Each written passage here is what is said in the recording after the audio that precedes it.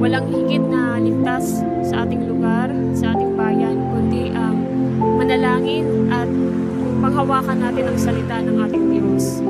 1 Peter 5 verse 7, Cast your cares upon the Lord, for He truly cares for you.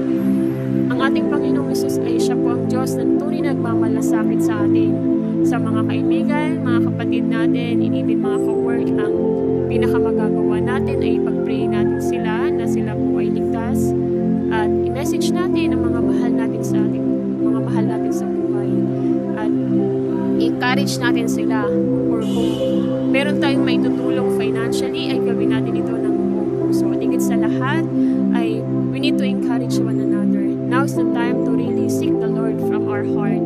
Jeremiah 29 verse 13, if you seek me with all your heart, you will find me. And ito po yung this is the time to really reflect sa